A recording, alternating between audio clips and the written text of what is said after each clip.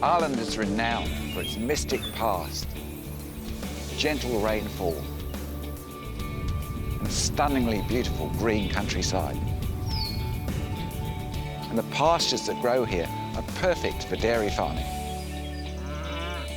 That should, of course, mean really good cheese. But in the past, the great tradition of ancient cheesemaking has been forgotten. But all that's about to change. A revolution is underway.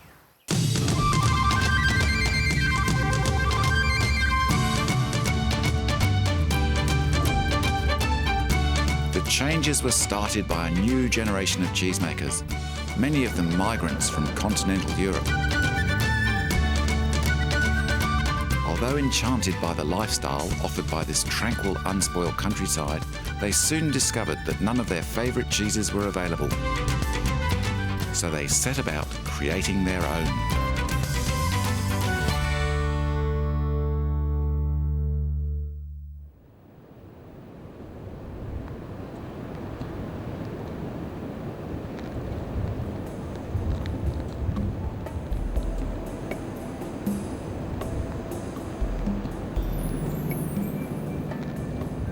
First, it wasn't that hard like I thought, because 7 years ago the medias like food magazines and TV, they pushed very much delicatessen food and food produced by little cottage industry. And I just jumped into the river and I got loads of publicity. One of the new cheesemakers is Swiss-born Maya Binder, who has quite literally put the flavours of Ireland into several of her cheeses. Part of her daily routine involves collecting local seaweed, known as dillisk, from the long sandy beaches of the Dingle Peninsula.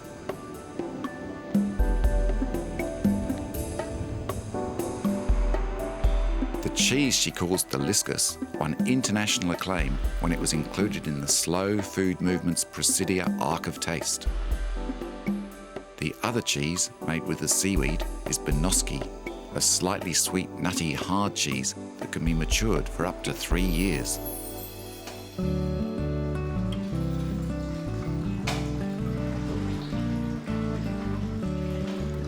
To watch her at work in her tiny stone-lined dairy making cheese is like looking through a window to the past. This is genuine handmade cheesemaking.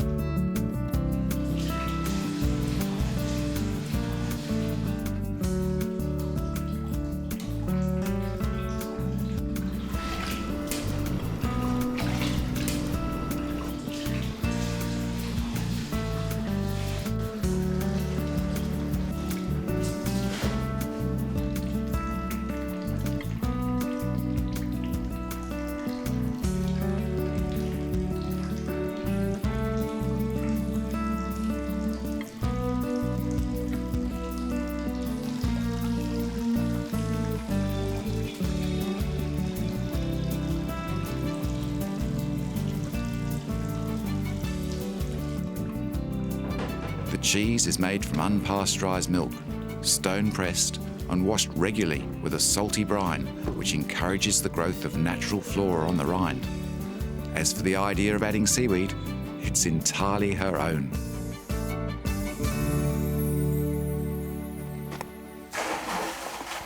Maya, tell me about this fabulous cheese. What inspired you to make it? My mother moved 10 years ago to Ireland and I visited her all my holidays, and I discovered that there was no cheese in Ireland. And I'm a cheesemaker, trained for 10 years, and I always wanted to have my own cheese dairy. So I came to Kerry, and because the sea and the farming is so close here together, I wanted to bring it together, to melt it into one creation, and that was the cheese with the seaweed inside.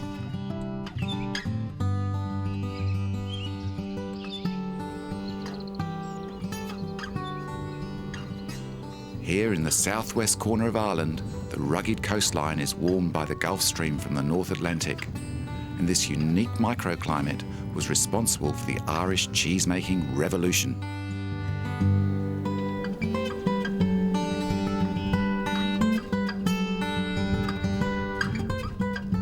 The moderating influence of the sea and gentle rain makes for rich green pastures that grow most of the year.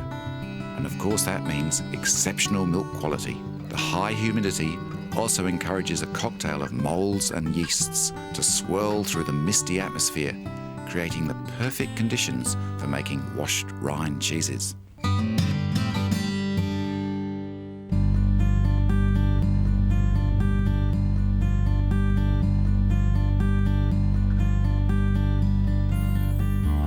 Within view of the windswept picture postcard village of Aries on the Beira Peninsula sits a small isolated farmhouse that is now folklore when it comes to Irish specialist cheese.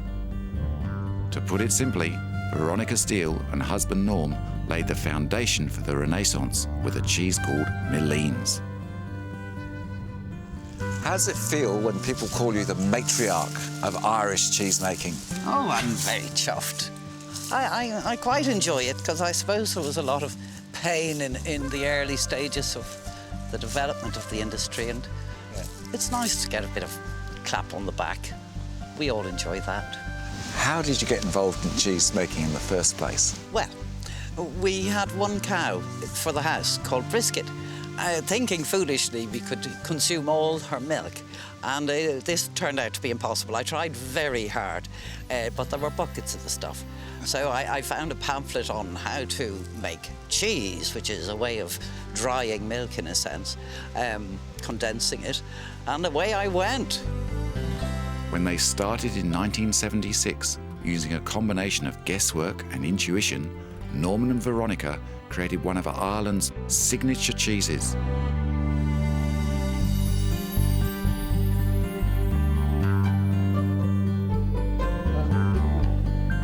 This is the kitchen cum dairy where it all began. We made it in that room, and then it came through over here, curing in that room. Over here? Yes, and then in this place here we had to pack it and invoice it and taste it and rear 4 children as well. It would have been absolute chaos, I imagine. It was, but it did mean that the family were involved in our work, which has always been a nice thing about making cheese here, that to bring up a family where the kids are helping on the farm instead of me going out to work and coming back in the evening, and then helping with the cheese has been a lovely way to live and bring up a family. Norman was a lecturer in philosophy at Trinity College Dublin before he took up the noble art of cheesemaking. Decades later, he has passed his skills on to his son Quinn, who has taken over the responsibility of making this legendary cheese.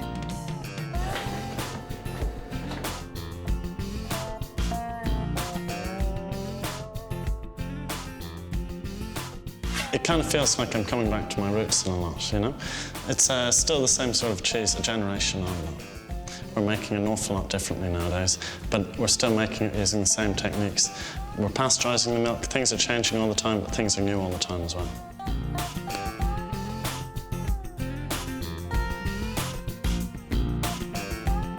Some tiny things are huge things.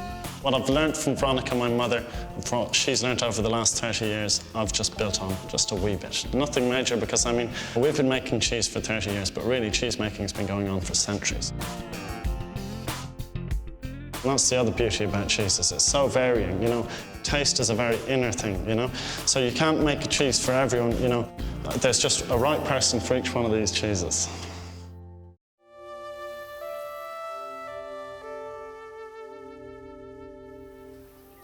Whilst the pioneers and most producers of Irish farmhouse cheese use pasteurised milk, a few are committed to the use of raw milk.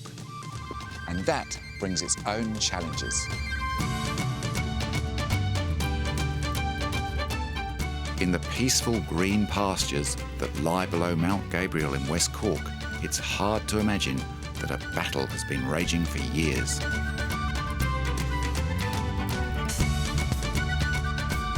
The Steeles might be responsible for recreating a lost art, but Bill Hogan has become a champion when it comes to the right to preserve it. In these hyper-hygienic times, he's been challenging the authorities over the use of unpasteurised milk to make his cheese. It really hasn't been much of a struggle with the consumers or the shopkeepers or the food writers. The real struggle has been with, shall we say, uninformed government bureaucracies.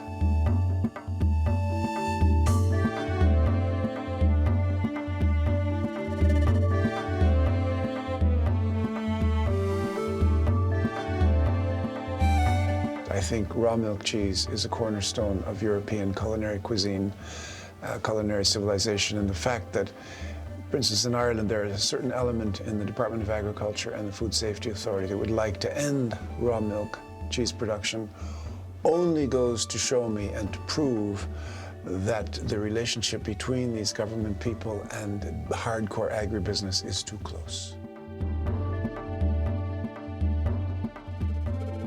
Bill and his small team make hard cheeses following Swiss techniques. Only milk from cows grazing the ancient fields in summer is used. Gabrielle is a dense, moist, nutty cheese with just a hint of summer pastures. Whilst its cousin Desmond is far sharper and more intense. Tell me something about the flavour of the cheeses.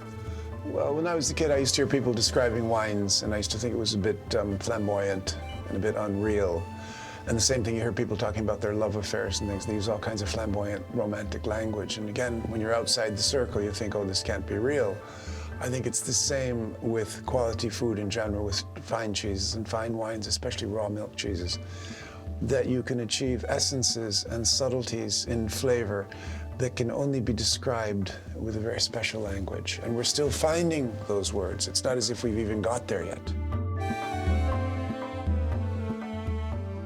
When he has time to reflect about his long struggle for this cause, has it all been worth it? I mean, strange enough, as you ask me that question, those words of Gandhi comes to my mind, where he says the future will depend on what we do in the present. And I really think the future is something that you create as you go along. So my own feeling is that this type of cheese represents diversity, it represents real flavor, it represents a better relationship with the environment, and certainly a better kind of relationship with the urban-centered consumer. Because here we are out in one of the most remote parts of Ireland, and instead of having 4 or 5 middlemen in between us and the customers in London and Dublin and Cork City, we only have 1 or 2 people who can well tell the story. And I think that re-establishing the connections with the land and the consumer and the producer are basic.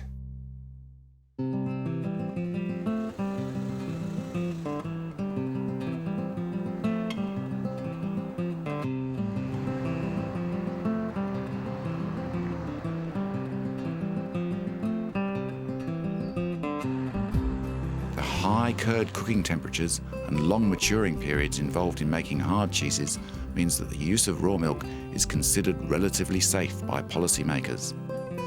There are now over 40 small artisan cheese dairies in Ireland, but of the 11 cheesemakers still using raw milk, only one of the original pioneers is still brave enough to make a soft washed rind cheese in a tiny dairy near the village of Durris.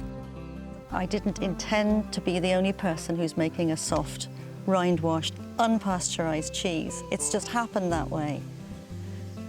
It's happened, I suppose, because I have always stubbornly stuck to wanting to make unpasteurised cheese. The main ingredient of the cheese is the milk, and the milk has to be absolutely first class.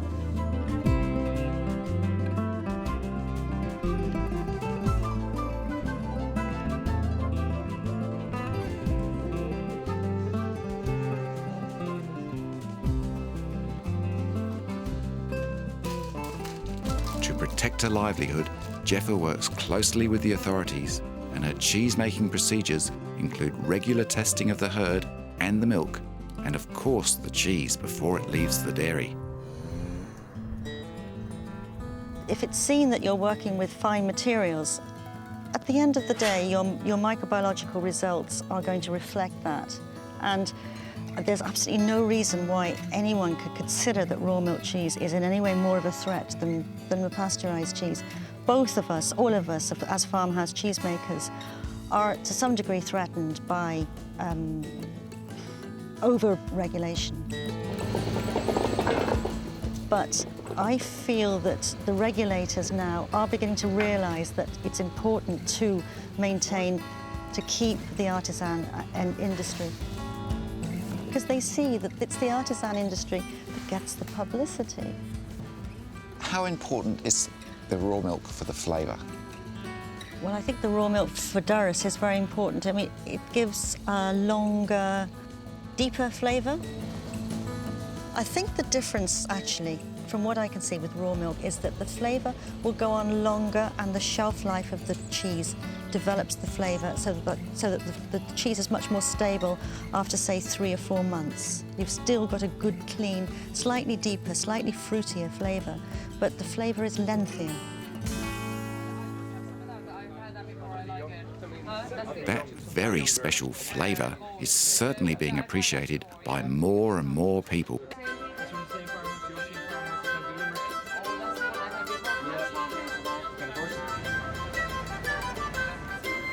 Helping the preservation of artisan food making is the growing popularity of farmers' markets.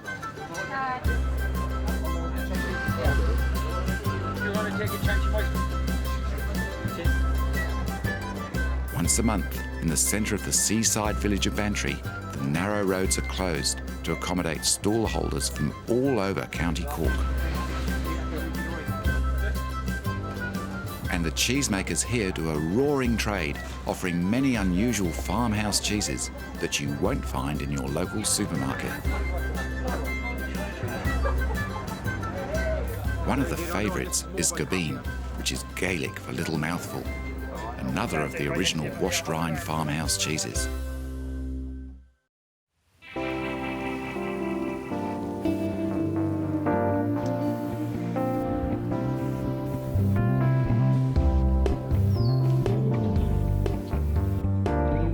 Part of the secret behind Gabine's unique flavour is the use of milk sourced from the farm's cheesemakers' herd.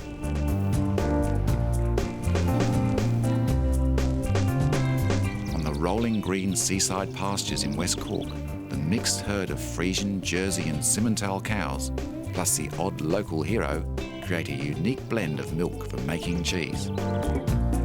The hero in this case is the small Kerry cow, a native that dates back almost 3,000 years. Whilst it was once the mainstay of farming in the region, numbers dropped below 200 in the 1980s, and it was threatened with extinction until government support schemes once again made it highly prized. But the contented cows of Gabine can take only part of the credit for this cheese, because the farm also has its own classified bacteria that is responsible for the terracotta-coloured rind.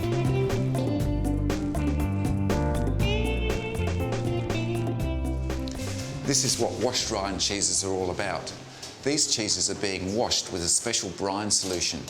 As they're massaged, the flour on the outside and the seeds of the flour are gradually being spread. Over the next 2 to 3 weeks, this will grow on the outside and develop that lovely smell, and also encourage the cheese to develop a wonderful flavour.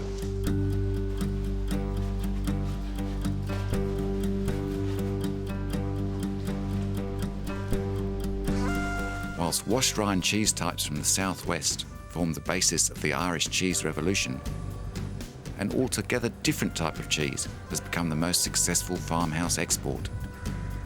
And it comes from County Tipperary.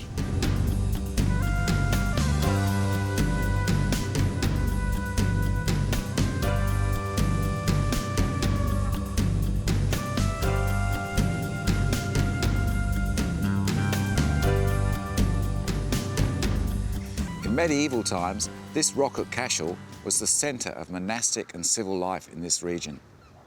But now, the area is better known for cheese.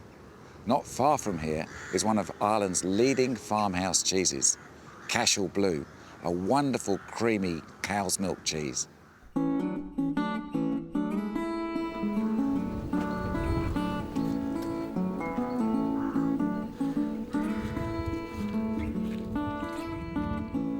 This is Beechmount Farm, the home of the Grubb family, whose ancestors were millers expelled from England in the 17th century. They are now dairy farmers who decided to branch out into cheesemaking.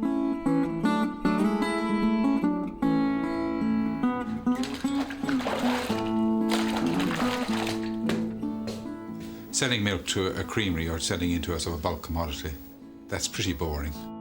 You lose the identity of what you're doing, and you don't get much satisfaction out of it. And in the early 1980s, milk prices were beginning to get a bit depressed, and my wife said to me, well, come on, let's do something with the milk ourselves. And you took it from there, didn't you? I did. Originally, we had thought of making ice cream, and then we realised that was so seasonal, it wasn't a good thing to do in Ireland at that time. And then a friend of ours in the drinks business suggested we made cheese. And I hadn't really thought about cheese. And then I got very interested in cheese. And I went off and did a cheese-making course. From that 2-day course, Jane and husband Louis have created a blue cheese success story.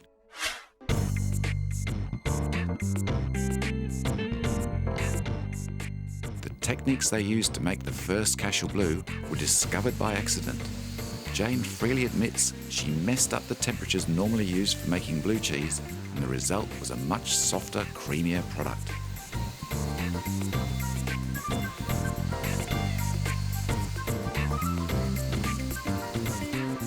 Why blue cheese? Blue cheese because at that time we were advised by the local creamery to make a blue because it was needed in the country. There was no soft blue cheese. Anything was imported.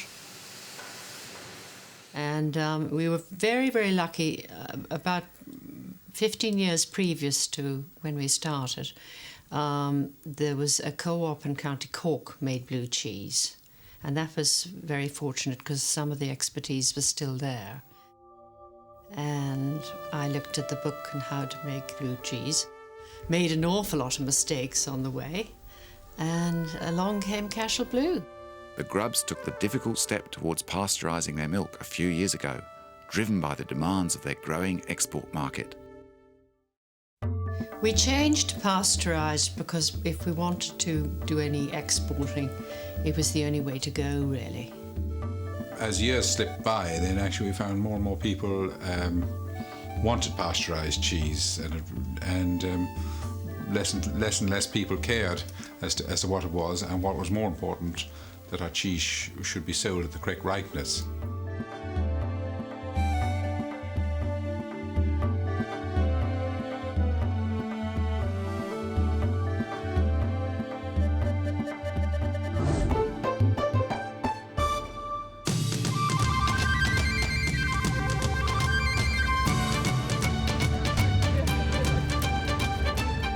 If you're visiting Ireland and you love good cheese, there's one shopping experience you shouldn't miss.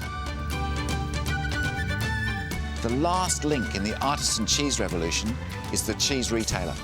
And Sheridan's cheesemongers have done more than anyone in this country to help Irish cheese. Let's go and have a look.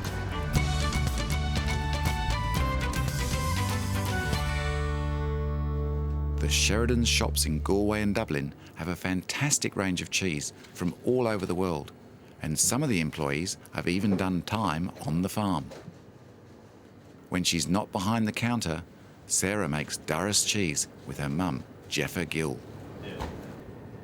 It's helped when I'm talking to customers because I can say I've actually made cheese and all that. But also, I mean, I find these days that I'd often know more cheeses than my mother would know. It's very interesting because you understand the processes a lot more. So you can, you know, observe the rinds and the moulds growing on different cheeses and understand what's going on. And the most popular? Well, we probably sell a lot of the semi-softs, which would be the traditional Irish farmhouse cheese, so like the Gabine and the Durris, or the Malines, which is like the first Irish farmhouse cheese that was ever made. So they'd be fairly popular. And then Cashel Blue, we always sell a lot of Cashel as well.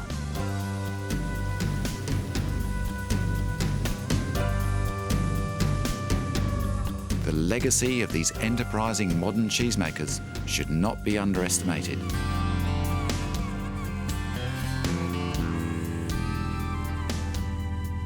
Their skill and passion has revived a lost art and introduced a range of wonderful new artisan cheeses that Ireland can be truly proud of.